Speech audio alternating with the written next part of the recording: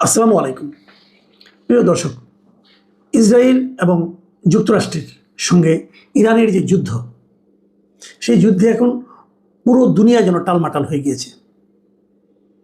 আমি আগেও বলেছিলাম যে যুদ্ধ হচ্ছে একটা অসম যুদ্ধ। আমরা যদি সামরিক শক্তির সঙ্গে সামরিক শক্তির বিবেচনায় তুলনা করি, তাহলে ইরানের সামরিক শক্তি বলতে গেলে ইসরায়েলের চেয়েও কম, আর যুক্তরাষ্ট্রের সামরিক শক্তি তো সারা দুনিয়াতেই সবচেয়ে বেশি। এরকম দুটো শক্তিশালী পক্ষ একত্র হয়েছে ইরানের বিরুদ্ধে। যে যুদ্ধে ইরান যে টিকে থাকবে, এটাই হয়তো অনেকের কাছে একটা বিস্ময়ের ব্যাপার ছিল। কিন্তু যুদ্ধ শুরুর পর আজ 12 দিন হয়ে গিয়েছে।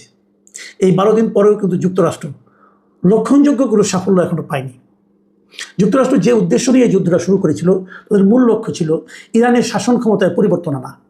পরিবর্তন মানে ব্যক্তির পরিবর্তন না, ইরানের যে ইসলামিক যে দলগুলি ইসলামিক শাসন চলছে তার পতন ঘটানো, তার পতন ঘটিয়ে পশ্চিমা ধাঁচের শাসন ব্যবস্থা কায়েম করা।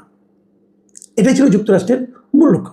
ইরানের অভ্যন্তরে কিন্তু বেশ আগে থেকেই এক ধরনের আন্দোলন চলছিল।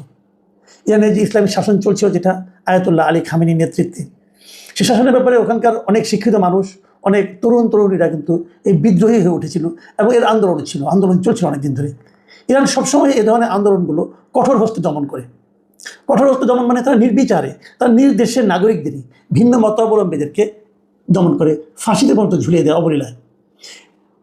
আগের যে হিসাব, সেই হিসেবে দেখা গেছে সারা দুনিয়াতে সবচেয়ে বেশি মৃত্যুদণ্ড কার্যকর করা হয় ইরানে।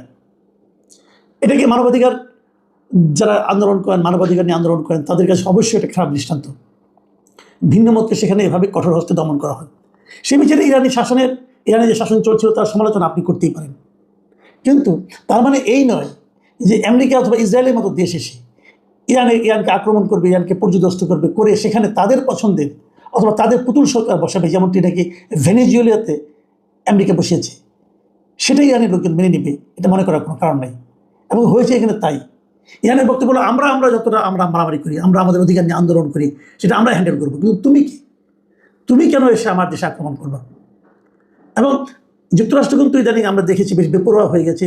তারা বেসামরিক বিভিন্ন স্থাপনার উপর বোমা হামলা করছে, ওদের যে পানি শোধনাগার তার উপর বোমা হামলা করছে। কিন্তু ইরানের যে স্ট্র্যাটেজিটা এবার ছিল যুদ্ধে, সেটা ছিল খুবই পিকুলিয়ার। এই অর্থে বলবো যে যুক্তরাষ্ট্র সেটা ভাবেই নাই। যুক্তরাষ্ট্রের সঙ্গে ইরানের যে দূরত্ব, যুক্তরাষ্ট্রকে অ্যাটাক করার জন্য ইরানের পক্ষে হয়তো সহজ ছিল না, কিন্তু ইরান যে কাজটা করেছে, তারা যুক্তরাষ্ট্রের যে সমস্ত ঘাঁটি মধ্যপ্রাচ্যের বিভিন্ন দেশে আছে, সেগুলোতে তারা নির্বিচার আক্রমণ করেছে এবং অনেকগুলি তারা ক্ষতিগ্রস্ত করেছে। এর পাশাপাশি তারা কিন্তু ওই দেশগুলোরও বিভিন্ন স্থাপনায় কিন্তু আক্রমণ করেছে। এবং এই যে আক্রমণ করেছে, ওই দেশগুলোর মধ্যেও কিন্তু এক ধরনের, মানে আগে তারা সবাই মধ্যপ্রাচ্যে মুসলিম দেশ হওয়া সত্ত্বেও তাদের মধ্যে কিন্তু ইরান বিরোধী একটা মনোভাব ছিল এবং তারা যুক্তরাষ্ট্রকে নানাভাবে সহায়তা করত।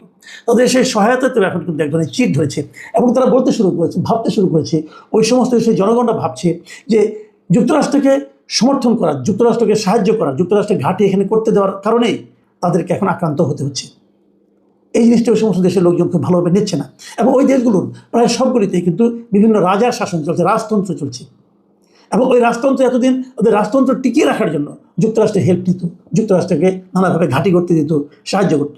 কিন্তু এখন তারা দেখতে পাচ্ছে যে যদি জনগণ খেপে যায়, রাজতন্ত্র কিন্তু হুমকির মুখে পড়তে পারে। এবং ওই দেশগুলো এখন নানাভাবে কিন্তু ওদের বিরক্তি প্রকাশ করছে। এরই মধ্যে সৌদি আরবের একটা বিবৃতি সবারই অনেকের চোখে পড়েছে।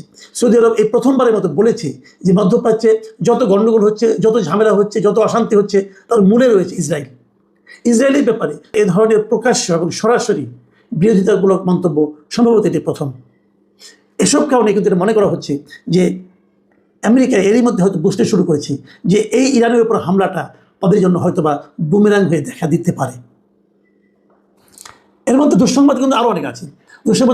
এরকম যে যুক্তরাষ্ট্রে কিন্তু তেলের দাম বেড়ে গেছে, সারা দুনিয়াতেই তেলের দাম বেড়েছে। যুক্তরাষ্ট্রেও কিন্তু এরই মধ্যে তেলের দাম অনেকটাই বেড়ে গিয়েছে, তেলের সরবরাহ কমে গিয়েছে। আপনারা জানেন যে ওখানে হরমুজ প্রণালী দিয়ে যে তেলগুলো আনা হয়, সেই হরমুজ প্রণালী কিন্তু ইরান বন্ধ করে দিয়েছে। আর বন্ধ করে দেওয়ার কারণে যদিও যুক্তরাষ্ট্রের নিজস্ব অনেক তেল মজুত আছে, তারপরেও তার প্রভাব কিন্তু তাদের এখানে পেরেছে। এখন যদি যুক্তরাষ্ট্রের তেলের দাম বেড়ে যায়, সেটা কিন্তু যুক্তরাষ্ট্রের যারা সাধারণ নাগরিক আছে তাদের মধ্যে একটা প্রতিক্রিয়া তৈরি করবে এবং সেই প্রতিক্রিয়া ট্রাম্পের পক্ষে যাবে না।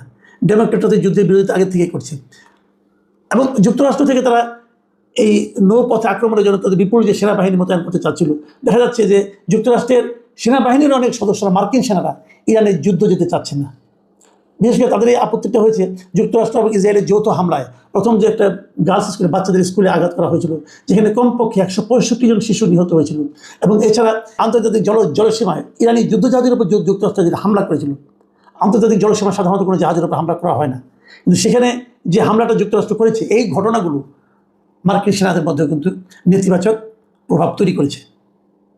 এবং যুক্তরাষ্ট্রের যে মনোভাব সাধারণ মানুষের মধ্যে, তার ঠিক বিপরীত মনোভাব দেখা যাচ্ছে ইরানের মধ্যে। ইরানের যারা সাধারণ মানুষ হয় তারা ক্ষতিগ্রস্ত হচ্ছে, মৃত্যু ভয় তাদের প্রতিদিন তাড়া করে বেড়াচ্ছে, তারপরও তাদের মধ্যে কিন্তু ভয়টা দেখা যাচ্ছে না। ইরানের কর্মরত একজন সাংবাদিক, রেডিও তেহরানের যিনি একজন মানে বাংলা বিভাগের সাংবাদিক গাজী আব্দুর রশিদ, তার বরাদ দিয়ে প্রথম আলো দেখলাম একটা রিপোর্ট করেছে। তিনি বলেছেন যে তেহরানবাসীরা মোটে আতঙ্কিত নন, তারা এই যুদ্ধকে তাদের জীবনের যুদ্ধ মনে করছেন।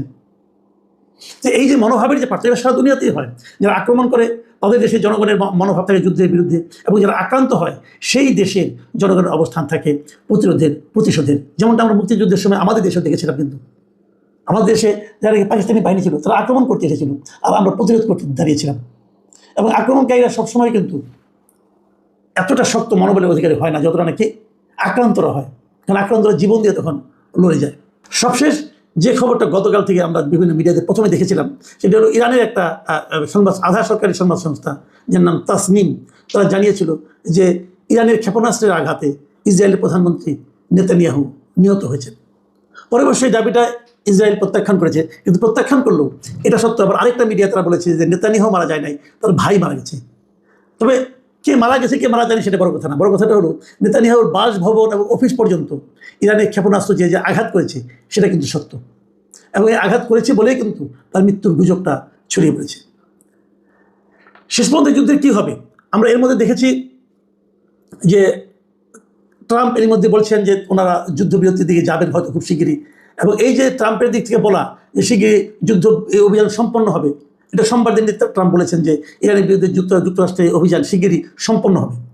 এবং এই যে সম্পন্ন হবে উনি বলেছেন প্রথমবারের মতো, এটাতেই কিন্তু অনেকে ভাবছে যে যুক্তরাষ্ট্র হয়তো যে কোনো সময় বলবে আমাদের যুদ্ধ জয় হয়ে গেছে, আমরা যা করে ফেলেছি, ওদের মেরুদণ্ড ভেঙে দিয়েছি, অতএব যুদ্ধ শেষ। কিন্তু মেরুদণ্ড ভাঙাটা সহজ হবে না, এই কারণে হচ্ছে না, এই কারণে তারা ওদের প্রথম দিনে কিন্তু 28 তারিখ যেদিন তারা অ্যাটাক করে সেই দিনে কিন্তু তারা ইরানের supreme leader Ayatollah Ali Khamenei সহ উচ্চপদস্থ বেশ কিছু কর্মকর্তাকে নিহত করেছে, হত্যা করেছে। এবং সেই হত্যার পরও ইরানের শাসন ব্যবস্থার কোনো পরিবর্তন হয়নি। এরই মধ্যে আয়াতুল্লাহ আলী খামেনির পুত্রকে তারা সুপ্রিম লিডার বানিয়েছে, এবং জানা গেছে সে নাকি আয়াতুল্লাহ খামেনি কিছুটা মধ্যপন্থা ছিল, এ নাকি আরও কট্টরপন্থী। এবং এর মধ্যে বিভিন্ন দেশ ইরানকে বলেছে যুদ্ধবিরতি করার জন্য, ইরান সেই যুদ্ধবিরতি প্রত্যাখ্যান করেছে। এর মধ্যে চীন, রাশিয়া, তারাও কিন্তু ইরানকে বলেছে যে আসলে আমরা যুদ্ধবিরতি প্রস্তাব নিয়ে অগ্রসর হই। এবং ইরান বলেছে আমরা যুদ্ধবিরতিতে যেতে পারি একটা শর্তে, যে আমাদের উপর আর কোনো আগ্রাসন চালানো হবে না। মানে এই সমস্ত কথাবার্তা থেকে আমরা যে জিনিসটা বুঝতে পারি যে এই যুদ্ধে মনোবলের দিক দিয়ে ইরান অনেকটা এগিয়ে আছে। এবং যদি সরকারের পতন ঘটাতে না পারে, যদি ট্রাম্প প্রশাসন, আমেরিকা তাদের পছন্দ অনুযায়ী কোনো সরকার ইরানে বসাতে না পারে, তাহলে বুঝতে হবে তাদের যে উদ্দেশ্য ছিল সেই উদ্দেশ্যটা ব্যর্থ হয়েছে। এবং উদ্দেশ্য ব্যর্থ হওয়াটাই কিন্তু প্রকারান্তরে যুক্তরাষ্ট্রের জন্য একটা বড় পরাজয়ের কারণ হয়ে দাঁড়াবে। এবং সেই পরাজয় কিন্তু যুক্তরাষ্ট্রকে বহন করতে হবে। মাথায় রাখতে হবে এবছরের নভেম্বরে যুক্তরাষ্ট্রে কিন্তু মধ্যবর্তী নির্বাচন হচ্ছে কংগ্রেসের, এবং ট্রাম্পের এই যে অবিমৃষ্যকারী অভিযান, এর প্রভাব সেই মধ্যবর্তী নির্বাচনে পড়বে বলে এরই মধ্যে যুক্তরাষ্ট্রের অনেক বিশেষজ্ঞরা কিন্তু ভবিষ্যৎবাণী করছেন। শেষ পর্যন্ত কী হয় আমরা জানি না, তবে আমাদের এতটুকু মনে হচ্ছে এই যুদ্ধ এখন শেষ পর্যায়ে আছে। এবং কথার ফুলঝুরি হয়তো ট্রাম্প ফোটাবে, ট্রাম্প হয়তো বলবে এই যুদ্ধে আমাদের জয় হয়েছে, অতএব আর দরকার নেই, তাদের মেরুদণ্ড ভেঙে দিয়েছি, হাড্ডিগুড্ডি ভেঙে দিয়েছি, অনেক কথাই বলবেন। বলে তা বলবেন আমরা এখন যুদ্ধ আপাতত স্থগিত করলাম, এটা বলে হয়তো মুখ রক্ষার চেষ্টা করবেন। কিন্তু এটা নিশ্চিতভাবে আপনারা ভাবতে পারেন যুক্তরাষ্ট্র চেয়েছিল ইরানের শাসন ক্ষমতার পরিবর্তন। ইরানে যদি ইসলামী শাসন অব্যাহত থাকে, আপনি ধরে নিতে পারেন এই যুদ্ধে যুক্তরাষ্ট্রের বিশাল একটা পরাজয় ঘটেছে, এবং সম্ভবত সেটাই আগামী 2 একদিন আমরা দেখতে পাবো।